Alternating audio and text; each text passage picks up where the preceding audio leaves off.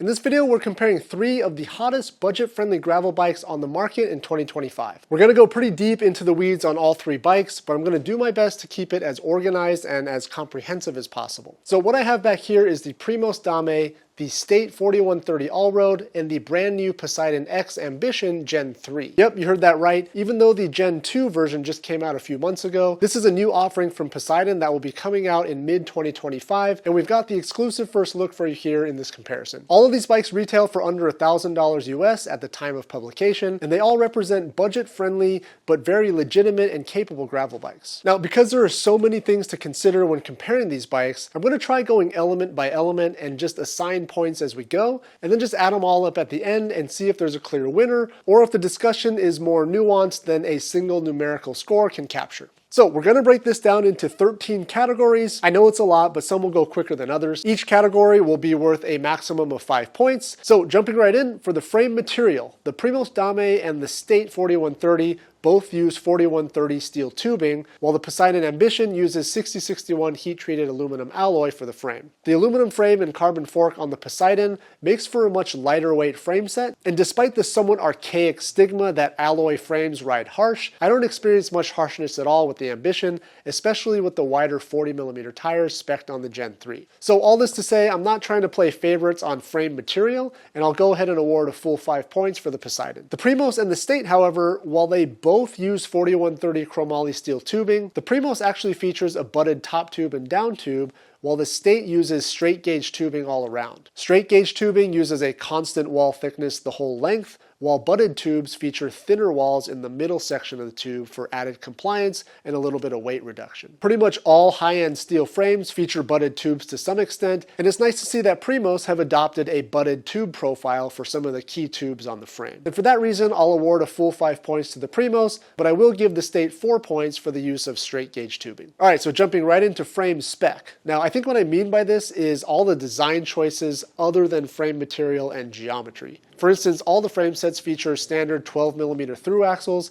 which is a big jump up from super budget bikes that still typically use quick release axles. Now again, I mentioned this in my Primos Dame review. There's nothing inherently wrong with quick release axles, but upgradability does become an issue as basically all modern high-end wheel sets use a through axle hub. Now this is a really interesting update for Poseidon because their Gen 2 X Ambition still uses the quick release hubs. The Gen 3 X Ambition, on the other hand, features through axle dropouts and wheels right out of the box. And it's going to be offered at the same price as the Gen 2. So Poseidon have really stepped it up to compete with the other budget offerings, in my opinion. Okay, so all the bikes have through axle mounting. They also all have threaded BSA bottom bracket shells. As far as the dropouts, the State is actually the only frame that's UDH compatible. All the frames have at least 2 bottle mounts, although the Primos is the only bike that doesn't feature bottle bosses on the underside of the down tube. The Poseidon has bottle bosses under the down tube, but it doesn't feature 3-pack mounts on the fork, nor does it have any mounts on the top tube. The Poseidon and State feature partial internal cable routing through the down tube, while the Primos just keeps everything external. The State is the only frame with accommodations for an internal dropper post. None of the frames have a braze-on for a front derailleur, but all the frames can accommodate a front derailleur via band clamp if desired. And then lastly, all frames feature a tapered steerer and a round 27.2mm seat post. Now for this category, I don't feel like any one bike is distinctly better than the other, so I'm just going to go ahead and give every bike a full 5 points. So that puts us right into category 3, which is weight. Now I've been demoing a size medium Primos Dame, a size 47 State Allroad, and a size small Poseidon X Ambition Gen 3, which actually sounds like I've got very different size bikes going on the test here. But actually, because of the sizing for the Primos is a little bit strange, a medium Dame actually corresponds to a small Poseidon in terms of sizing. And the size 47, which corresponds to a size small 4130, also corresponds to the correct size for me as well. Now, the weight of the medium Primos Dame and stock form on our scale is 27 pounds or 12.2 kilograms with no pedals or cages. The State weighs in at 28.5 pounds, or about 12.9 kilograms, while the alloy Poseidon weighs in at 22.7 pounds, or about 10.3 kilograms. Now, normally I don't put a ton of emphasis on bike weight, but we are talking about a 6-pound difference between the lightest and heaviest bikes on test, which to me is actually a pretty big difference that you can actually feel while riding. So without dwelling too much on the weight, I'll give Poseidon 5 points, I'll give Primos 4 points, and I'll give State 3 points. Now, if this upsets you, don't worry. Remember, I'm trying to isolate as many variables as possible, and we'll discuss the corresponding ride quality a little bit later on. This category here is purely on the weight metric. Okay, so that brings up tire clearance. Now this one should actually be pretty quick, but it's definitely something to consider. The Primos will fit 650 by 55s or 700 by 50s, while the State can go slightly higher at 650 by 2.4 inches, which is about 60 millimeters, or 700 by 45 on the standard fork, or 700 by 55 if you upgrade to the monster fork. The Poseidon, on the other hand, is a little more conservative. It doesn't list a max tire size for 650B,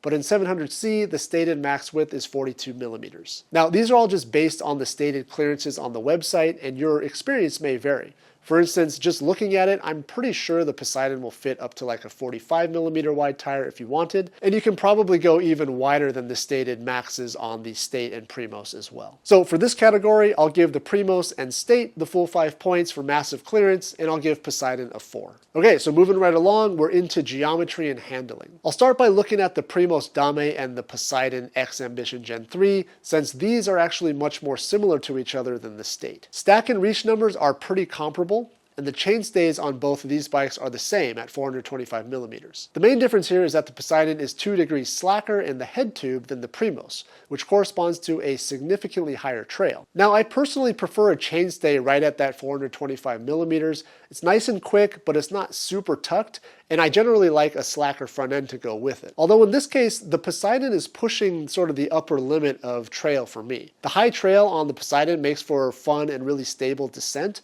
but I did notice that when climbing, the Poseidon requires a little bit more effort just to keep it going in a straight line at low speeds. The Primos, on the other hand, to me at least, feels a little bit more balanced, if not slightly on the twitchier side. I'd say both geometries are great overall, and I definitely felt right at home riding both of these bikes. The State, on the other hand, is a little bit of a different story. The stack on the State is much higher than the Primos, placing you in a more upright riding position. But more critically, and this is something that I pointed out when I reviewed the State 6061 Allroad last year, the chainstays are just really too long. At 450 millimeters, they're 25 millimeters, basically an inch longer than the Primos and the Poseidon. Now, in and of itself, a long chainstay isn't a bad thing, but I do think that it needs to be balanced with an appropriately long front center. However, in this case, the head tube angle on the State is relatively steep, so when riding the State, it kind of feels like you've got this short front end and you're sort of trailing this big long rear end behind you. Steering is quick,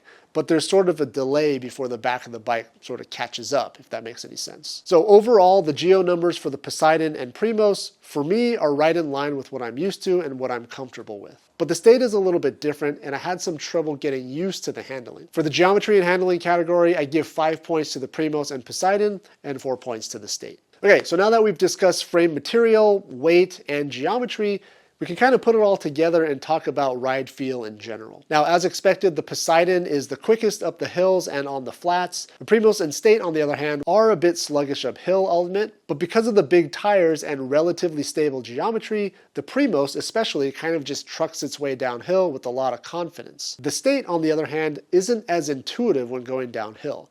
And again, I think it has a lot to do with the relatively quick front end handling and the disproportionately long rear end. The alloy Poseidon doesn't offer nearly as harsh a ride as expected, but with 40 millimeter tires, it's definitely not as cush as the Primos. Now recall that the State uses straight gauge chromoly tubing, which I think contributes to a slightly overbuilt and somewhat harsh ride characteristics. The Primos, on the other hand, definitely has the best ride feel of the three. Now keep in mind this category considers the complete bike in its stock form. So the big 50 millimeter tires on the Primos sort of work in concert with the butted frame tubing to offer a really comfortable ride. So altogether, I'm going to give the Primos 5 for ride feel and 4 points to the Poseidon and the State. Now at this point in the video, it's probably becoming apparent that the Poseidon is kind of a different bike than the State and the Primos. It's an alloy frame, carbon fork, it's lighter weight, it's spec'd with 700C wheels, so you might be thinking that the Poseidon Redwood would actually be a better comparison to the State and the Primos. After all, the Redwood is Poseidon's 650B kind of big, heavy bike packing rig,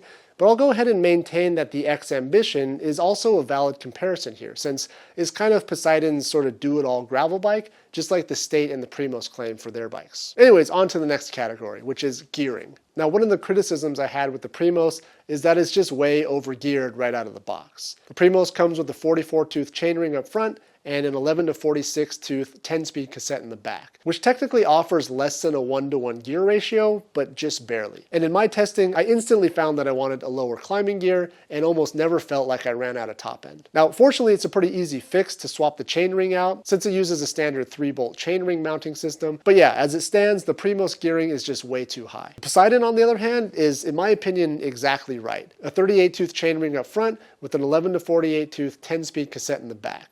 So it's got plenty of low end, maybe a little bit short on the top end, but I'll take that any day over running out of climbing gears. So the Poseidon and Primos both feature 10-speed 1x drivetrain. The State actually kicks it up by going 2 notches higher with a 1x12 speed drivetrain. In its stock form, you get a 40-tooth chainring up front and an 11 to 46 tooth cassette in the back, which is not as low as you get with the Poseidon, but significantly lower than the Primos. However, for an additional $70, you can also upgrade the State to an 11 to 50 tooth cassette, and in my opinion, totally worth it, although it will push you over that $1,000 mark, but just slightly. Now, considering only the gearing in stock form, I do have to give the nod to Poseidon. I just think that someone who's buying one of these budget-oriented gravel bikes is likely relatively new to cycling and might have trouble pedaling uphill, especially with the Primos in particular. So I'm going to go ahead and give 5 points to the Poseidon and State and 4 points to Primos just for the gearing. Now, just because the bike has proper gear ratios available doesn't mean accessing those gears should be taken for granted. The Primos and Poseidon both use a combination of Microshift Sword and Advent X components. And actually, as a quick aside, the Primos uses the full Sword group set, including the newly designed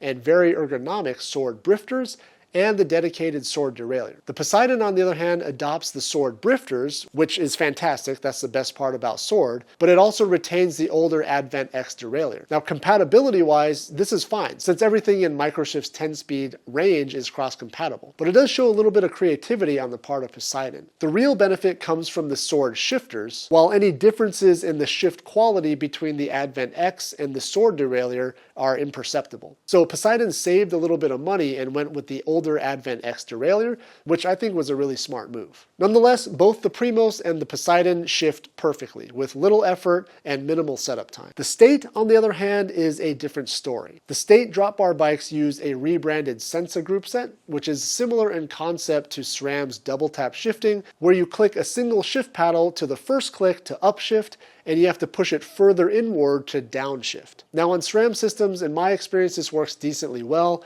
although I've never really been a big fan of it, but at least it worked. The State system, on the other hand, is not as crisp or as precise as the Microshift stuff on the Primos or Poseidon. Now, I can guarantee that the system is properly indexed, and going from larger cogs to smaller ones is always pretty precise. But trying to shift into a bigger cog on the cassette on the State system gives me trouble pretty much every time I shift. You really have to push the lever super far inward to have a chance at shifting to a bigger cog. In my opinion, there's just a lot of internal friction in the State drivetrain, and it does negatively impact the ride experience to some degree. So for those reasons, I'm going to give the Primos and Poseidon 5 points and the State 4 points for shifting. Which brings us to braking. Now, all three bikes feature cable-actuated disc brakes, and they all feature compressionless brake housing, which is something that I'm generally a big fan of. The State even takes it one step further and uses cable-actuated hydraulic disc brakes, similar in concept to, say, those TRP high-ride brakes. So in theory, the State 4130 should have the best braking performance of the three. However, unfortunately, that's just not the case. The Primos and Poseidon both use traditional mechanical calipers,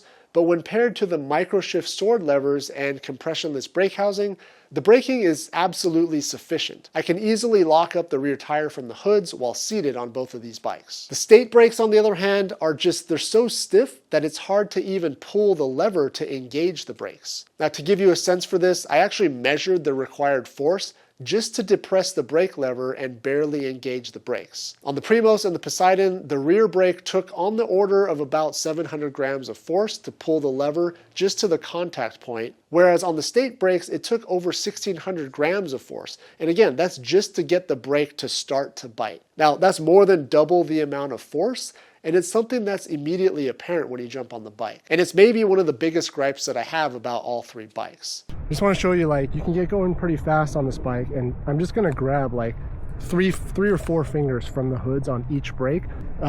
It's not good. Let me show you. All right, I'm probably going about 20 right now. All right, all fingers, grabbing as hard as I can. Just like max grip strength, and I wasn't stopping. Like normally on any other bike that I ride, 2-finger skid with just like the rear brake. This is a safety hazard is what it is. Like, it's really affecting how I ride the bike because the braking power is just not there. Now, I don't exactly know what it is. I checked the housing for kinks and bends. I even reamed out the housing as well, which helped a little bit, but there's just something going on inside of the State brakes where there's an unacceptable amount of friction in the system somewhere. So it's going to be kind of a big hit for State in this category, but I'm going to give Primos and State 5 points for braking, while I can't bring myself to award anything more than 2 points for the brakes on the State. All right, getting pretty close to the end here, let's talk about wheels and tires for a minute. Now, in many cases, especially for budget bikes, stock wheels and tires are somewhat of an afterthought. They're typically heavy and pretty cheap, oftentimes with generic tires. However, in this case, all three of these budget bikes feature leading name brand tires, which is nice. The wheels on the State and Poseidon are pretty typical for a complete bike at this price point, but I will say that the wheels on the Primos are a notch or two higher in terms of quality. Now, these wheels, in my opinion, are very well thought out. They feature genuine Pilar butted spokes, which I think contributes to the compliant ride feel. And then the big one, because the Primos is spec'd with super wide 50mm tires, it makes sense that they'd spec an appropriately wide 27mm inner rim width. Now, this is actually pretty uncommon to see, but very much appreciated. When you have a really wide tire like the 2.1-inch Barzo on the State, mounted to a relatively narrow rim, you get a pretty bulbous tire profile with a big tire volume supported by a really narrow base, which can make the handling feel a little bit washy, as there's generally a little bit more lateral squirm to the tire, to use a technical term. The Primos 27mm wide rim paired to the 50mm tire just makes a ton of sense, and for that, I'll give 5 points to the Primos and 4 points to the Poseidon and to the State. Now, one thing to note here is that Poseidon also offers a budget-friendly but well-spec'd upgraded wheel set for $350. Now, this wheel set was designed to compete with the Hunt alloy wheels,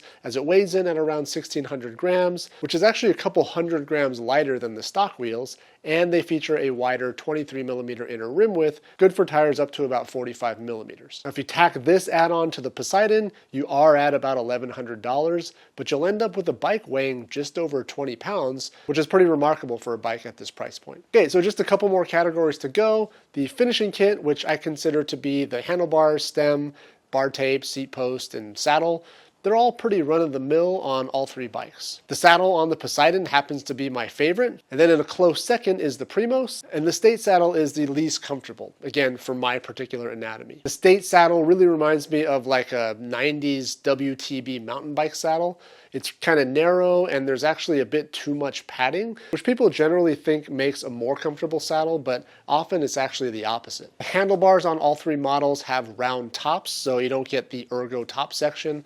They have a little bit of flare and range from 42 to 46 centimeters in width. Note that I've had a chance to modify the Primos to a flat bar recently, but this video is assessing the Dame based on its stock drop bar form. In all, the finishing kits across all three bikes are actually pretty comparable, with the exception of one thing, and that's the cranks. The State and the Primos both offer size-specific cranks, which I think is pretty important. The State offers a 165mm crank for the extra small and small sizes, and a 170mm crank for large and extra large bikes. So not a huge range of lengths, but it does show that they've thought about it. The Primos offers 165mm cranks for the medium, 170 for the large, and 175mm cranks for the extra large frame. The only model that doesn't offer size-specific cranks is the Poseidon, and for that reason, I'll give give 5 points to the State and Primos for the finishing kit, and 4 points to Poseidon. And with that, we're into the penultimate category, build quality. So there's not a ton to report here, but there are a couple of things. So the Primos Dame has a steel fork with 3-pack mounts on the fork legs. Now these are used to mount various accessories via cargo cages that require these 3 bolts to be collinear, or basically in a straight line, which they're actually not on the Primos fork. Now this is something that a friend in the industry pointed out, but I did take measurements on my own demo unit here, and to my surprise, I did find that the bosses are not welded in a perfectly straight line. They're actually off by a couple of millimeters. And this actually does in turn affect the ability to mount an anything cage to these forks. Now the State 4130 was mostly fine, easy to build, and everything seems okay with the build quality, except for one thing, which is that the front wheel on my particular unit is not dished properly. Now the fork legs aren't bent or anything, and the dropouts are perfectly aligned, but the wheel is offset to one side by a couple of millimeters. Now, fortunately, this doesn't affect braking or anything like that, and I don't really notice it while riding, but the entire rim does need to be pulled over towards the drive side by about a couple of millimeters. And then on the Poseidon, the build quality is actually fine for the complete bike. What I do want to note here is that the Poseidon is the only bike of the 3 that requires a substantially longer amount of time to build from the box. Now, I suppose it's to save on shipping costs, or perhaps it's to better protect the bike in transit, but the Poseidon comes in a shorter, more stout box with both wheels removed. So in addition to installing both of the wheels, you actually also have to install the disc rotors yourself. You got to put both wheels on the bike, which also means that you've got to adjust or at least fine-tune the shifting before you can head out. Now, I did a build video for Poseidon a while back on one of the older X Ambitions, and this process definitely takes a lot longer than the State or the Primos, for which you basically just need to install the front wheel and align the handlebars. For me, and I'll generously call myself a veteran bike mechanic here, it takes me on average 15 minutes or so to unbox and assemble a standard boxed up bike like the Primos or the State, while it's closer to 45 minutes to an hour for the Poseidon. Now, if you're planning on building the bike yourself, then it's not really a big deal. You can just take your time. But if you're planning to go to a shop and pay the shop labor rate once you receive it, there's actually going to be somewhat of a hidden cost there to build up the Poseidon. So all in all, for build quality, I'm docking 1 point from each bike. So let's go ahead and award 4 points to each of the 3 bikes. And finally, that brings us to the last category, which is gripes. Now, this category is reserved for anything that I haven't already mentioned, so we're not double counting anything. But I'll go ahead and start with the State 4130. Now, one thing that's a bit of an annoyance to me is the branding. Now, I know it's probably a conscious decision on the part of State, but this demo unit that I have here, and I counted, it has 31 State or SBC logos on the bike. I mean, we're talking branded saddle, branded handlebars, shift levers, brake calipers, rims, cranks, seat post collar, derailleur. It's a little bit overkill in my opinion. Now that's in contrast to the 2 or 3 logos on the Poseidon and the Primos.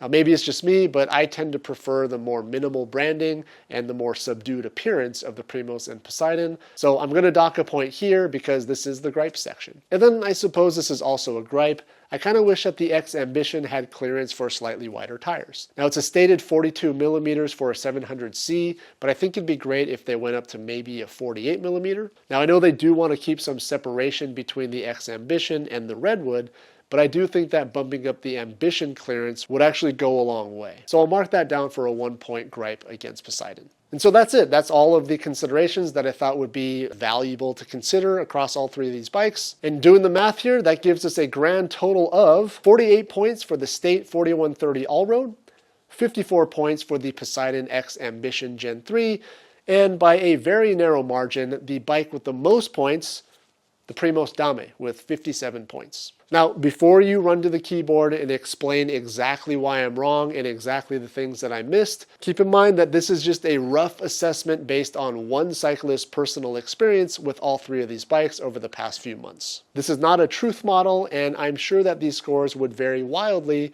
if it were someone else doing the analysis. What I will say is that all 3 bikes are really good bikes, especially for the price point. Now, I didn't mention it earlier, and I didn't consider the price its own category because prices will tend to fluctuate, but early in 2025, the Poseidon X Ambition Gen 3 will retail for $750 US, the Primos Dame comes in at $800 US, and the State 4130 Allroad comes in at $1,000 US. And every one of these bikes represents a legitimate and very capable gravel bike. And with the exception of the braking on the State 4130, I would happily ride any one of these bikes as my primary bike and maybe just gradually upgrade it over time. Now, it's a little late at this point, but I also should have mentioned that I'm not affiliated with any of these companies.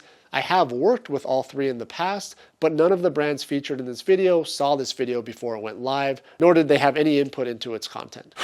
Man, this was a long one. So if you're still here, I really appreciate it. If you have any questions about my experiences with any of these bikes, feel free to drop them down below. We'll do our best to get back to as many as we can. It's going to do it for this one. Thanks again for watching. Thanks for subscribing to the channel if you haven't already. We'll see you next time.